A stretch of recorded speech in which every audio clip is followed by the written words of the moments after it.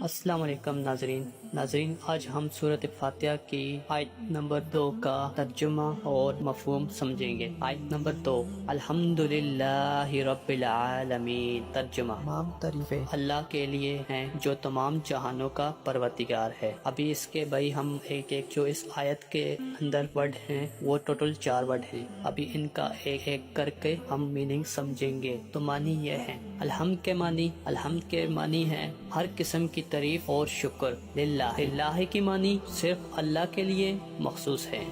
ربی کے معنی پروردگار جو پیدا کرتا ہے، سنبھالتا ہے اور ترقی دیتا ہے۔ عالمین کے معنی تمام جہان، یعنی انسان، جنات، فرشتے، حیوانات، نباتات اور کائنات کی ہر مخلوق ہے، یعنی ہر قسم کی تعریف صرف اسی اللہ کے لیے ہے جو ہر مخلوق کو پیدا کرنے والا ہے، پالنے والا اور اس کی ضرورتیں پوری کرنے والا۔ مفہوم، یہ آیات ایمان کی بنیاد ہے۔ یہ انسان کو یہ سمجھاتی ہے کہ ہر نعمت کا اصل مالک صرف اللہ ہے۔ کوئی طاقت، دولت یا انسان خود کچھ بھی نہیں کر سکتا جب تک اللہ نہ چاہے۔ یہ آیت بندے کے دل میں شکر، عاجزی اور اللہ پر توکل پیدا کرتی ہے۔ نزول کا وقت اور وجہ، سورۃ فاتحہ مکہ مکرمہ میں نازل ہوئی۔ اسے کتاب کی ماں کہا جاتا ہے کیونکہ پورے قرآن کا خلاصہ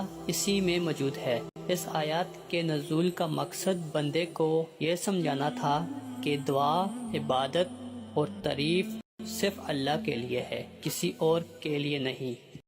دوستو، کیا آپ جانتے ہیں قرآن کا چھوٹا سا جملہ ہمارے ہر کام میں برکت ڈالنے اور آخرت کی آگ سے بچانے کا وعدہ کرتا ہے؟ یہ ہے بسم اللہ الرحمن الرحیم۔ یہ جملہ اللہ تعالیٰ کی لامحدود رحمت کا اعلان ہے۔ آج ہم 2 بڑی تفسیر جیسے تفسیر ابن کثیر اور تفسیر عثمانی سے یہ جانیں گے کہ اللہ تعالیٰ کے ان 2 ناموں الرحمن اور الرحیم میں کیا فرق ہے اور اس کا ہمیں کیا فائدہ ہے۔ یہ دونوں نام رحم سے بنے ہیں، یعنی مہربانی۔ ان دونوں ناموں کے معنی میں بڑا فرق ہے۔ الرحمن وہ ہے جس کی رحمت دنیا میں ہر ایک کے لیے ہے، اسے عام رحمت کہتے ہیں، یعنی اللہ تعالیٰ کی رحمت کافر ہو یا مومن ہر ایک کے لیے ہے، ہر ایک کو رزق دیتا ہے، زندگی دیتا ہے اور نعمتیں عطا کرتا ہے۔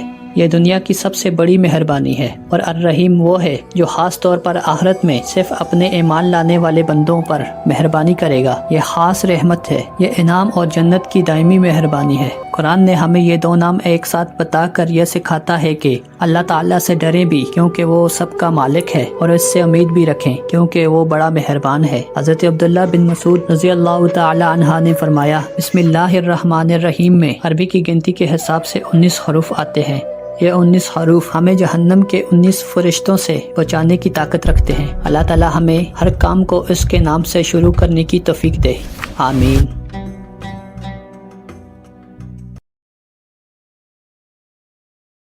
وہ لفظ ہے مالک یوم الدین۔ یہ وہ دن کیا ہے؟ یہ کوئی عام دن نہیں، یہ وہ دن ہوگا جب سورج لپیٹ لیا جائے گا، ستارے بکھر جائیں گے اور پہاڑ ہلنے لگیں گے اور پہاڑ چورا چورا ہو جائیں گے اور روئی کی طرح اڑنے لگیں گے۔ ہر طاقت، ہر مالکیت صرف ایک ہی ذات کے ہاتھ میں ہوگی۔ قرآن نے ہمیں بتایا ہے کہ یہ دن اتنا طویل ہوگا، اس کی لمبائی 50,000 سال کے برابر ہوگی۔ تصور کیجئے 50,000 سال کی لمبائی، اور ہم اپنے رب کے سامنے کھڑے ہوئے ہوں گے، نہ کوئی سایہ، نہ کوئی پناہ، نہ کوئی سفارشی۔ لیکن وہ دن یوم الدین کیوں کہلاتا ہے؟ الدین کا مطلب ہے بدلہ، جزا اور مکمل حساب۔ وہ مالک یوم الدین جو دنیا میں الرحمن الرحیم تھا، اب وہی مالک یوم الدین انصاف کرے گا۔ اس دن انصاف کی کیفیت کیا ہوگی؟ بس جس نے ذرا برابر بھی نیکی کی ہوگی اور جس نے ذرا برابر بھی بدی کی ہوگی، اور جو آخرت میں آپ کا مکمل حساب لینے والا ہے۔ کوئی بات، کوئی ارادہ اللہ کی نظر سے پوشیدہ نہیں رہے گا، ایک ذرا برابر بھی زیادتی نہیں ہوگی۔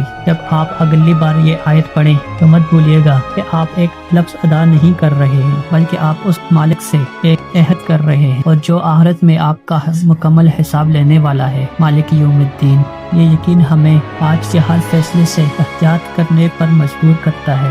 اللہ تعالیٰ ہمیں ہر برے کام سے بچائے اور دوسروں کے ساتھ اچھا سلوک کرنے کی توفیق عطا فرمائے، آمین۔ آج کے الفاظ ہیں ایاک نعبد و ایاک نستعین۔ آج ہم اس آیت کو سمجھیں گے جو ہمارے ایمان کی بنیاد ہے۔ ایاک نعبد، صرف تیری ہی ہم عبادت کرتے ہیں۔ یہ الفاظ ایاک ہمیں سکھاتے ہیں کہ ہماری عبادت صرف اللہ تعالیٰ کے لیے ہے، نہ کسی پیغمبر کے لیے، نہ کسی ولی کے لیے، نہ کسی قبر کے لیے، نہ کسی مزار کے لیے۔ جب ہم نماز پڑھتے ہیں تو صرف اللہ تعالیٰ کے لیے ہوتی ہے۔ جب ہم روزہ رکھتے ہیں تو صرف اللہ تعالیٰ کے لیے ہوتا ہے۔ جب ہم حج کرتے ہیں تو وہ صرف اللہ تعالیٰ کے لیے ہوتا ہے۔ لیکن افسوس، آج ہم نے کیا ہم قبروں کے سامنے جھک گئے، ہم نے مردوں سے مدد مانگنی شروع کر دی، ہم نے اللہ کے بندوں کو پوجنا شروع کر دیا، اور پھر آتا ہے وَإِيَّاكَ نَسْتَعِينُ، اور صرف تجھ ہی سے مدد مانگیں گے۔ یہ الفاظ ہمیں بتاتے ہیں کہ ہماری ہر مشکل میں مددگار صرف اللہ تعالیٰ ہے۔ جب ہم بیمار ہوتے ہیں تو شفا صرف اللہ تعالیٰ سے مانگنی چاہیے۔ جب ہم پریشان ہوتے ہیں تو سکون صرف اللہ تعالیٰ سے مانگنا چاہیے۔ جب ہم غریب ہیں تو رزق صرف اللہ تعالیٰ سے مانگنا چاہیے۔ مگر ہم نے کیا ہم قبروں پر جا کر فوت شدہ لوگوں سے مانگنے لگے، ہم مزاروں پر جا کر مردہ سے دعا کروانے لگے، ہم نے اللہ کو چھوڑ کر بندوں کے آگے ہاتھ پھیلانا شروع کر دیا۔ کیا ہم نے کبھی سوچا جو خود مردہ ہو چکا ہے وہ ہماری کیسی مدد کر سکتا ہے؟ جو خود اللہ کا بندہ ہے وہ ہمارے کیسے کام آ سکتا ہے؟ آج ہم سے غلطیاں ہو گئی ہیں، ہم نے اللہ کو چھوڑ کر بندوں کو پوج لیا، ہم نے خالق کو چھوڑ کر مخلوق کے آگے ہاتھ پھیلا دیا۔ لیکن اللہ بہت مہربان ہے، وہ ہمیں آج بھی موقع دے رہا ہے، وہ ہمیں سیدھا راستہ دکھا رہا ہے۔ ایاک نعبد و ایاک نستعین، یہ آیت ہمیں پکار کر کہہ رہی ہے کہ میرے بندے صرف میری عبادت کرو اور صرف مجھ ہی سے مدد مانگو، تمہارا کوئی نہیں، میں ہی تمہارا مالک ہوں۔ آج ہم اللہ تعالیٰ کی طرف لوٹیں اور صرف اللہ تعالیٰ سے مدد مانگیں۔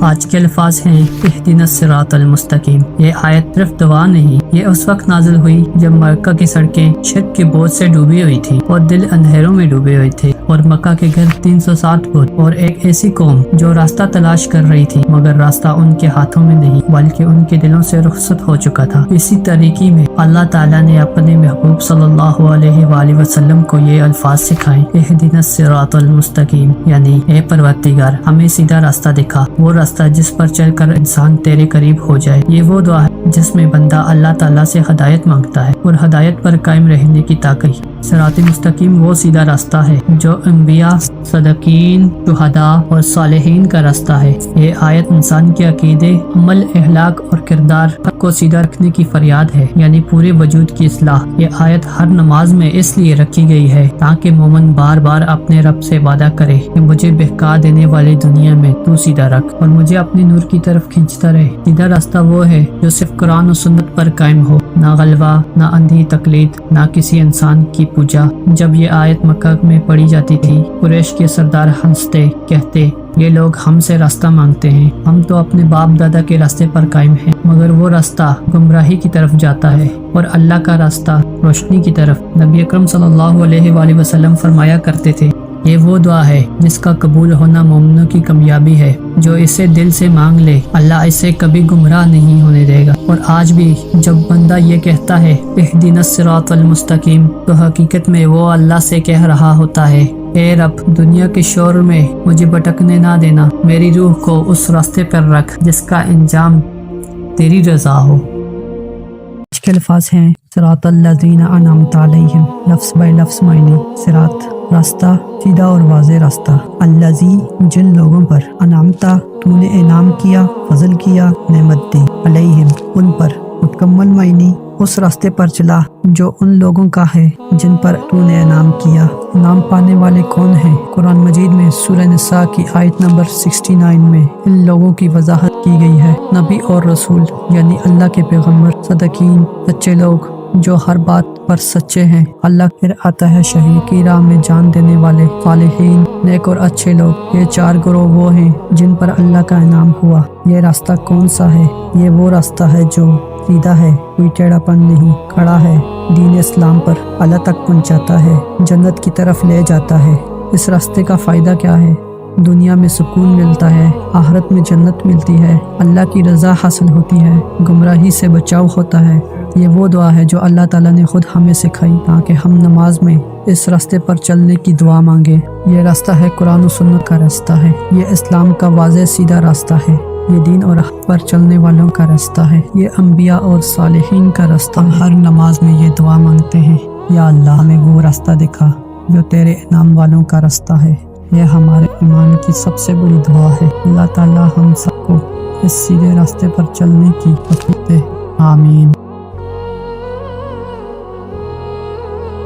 آج کی آیت ہے غیر المغضوب علیہم ولا الضالین۔ اے اللہ ہمیں ان لوگوں کے راستے پر نہ چلانا جن پر تیرا غضب ہوا، اور نہ ان کے راستے جو گمراہ ہیں۔ غیر کا مطلب ہے نہیں، مغضوب کا مطلب ہے غصے والا، علیہم کا مطلب ہے جن پر، ولا کا مطلب ہے اور نہ، ضالین کا مطلب ہے گمراہ لوگ۔ مغضوب علیہم وہ لوگ ہیں جنہوں نے جان بوجھ کر حق کو چھوڑا، انہیں علم تھا لیکن انہوں نے عمل نہیں کیا، جیسے یہودی تورات کا علم ہونے کے باوجود انکار کیا۔ ضالین وہ ہیں جو بغیر علم کے گمراہ ہوئے، انہوں نے نیت میں کوئی برائی نہیں کی لیکن علم نہ ہونے کی وجہ سے راستہ بھٹکے، جیسے عیسائی جو محبت میں عبادت کرتے ہیں لیکن راستہ بھٹک گئے۔ یہ دعا در حقیقت انسان کے اندر کی دو بڑی بیماریوں کی پناہ مانگتی ہے۔ پہلی بیماری علم کے بغیر عمل، اور دوسری بیماری عمل کے بغیر علم۔ یہ آیت ہمیں دو ایکسٹریمسٹ سے بچاتی ہے، یہودیوں کا میٹریلزم، صرف دنیا کی محبت، عیسائیوں کا سیکولرزم، بے راہ روئی کی عبادت۔ آج کے دور میں مغضوب علیہم وہ جو قرآن کو جانتے ہیں مگر مانتے نہیں، ضالین وہ ہیں جو قرآن کو نہیں مانتے۔ یہ آیت ہمیں کمیونٹی سینس سکھاتی ہے۔ ہم صرف اپنے لیے نہیں بلکہ پوری امت کے لیے دعا مانگ رہے ہیں کہ سب سیدھے راستے پر آ جائیں۔ رسول اللہ صلی اللہ علیہ وآلہ وسلم نے فرمایا، جب بندہ یہ کہتا ہے غیر المغضوب علیہم تو اللہ کہتا ہے یہ میرے لیے ہے اور میرے بندے کے لیے وہ ہے جو اس نے مانگا۔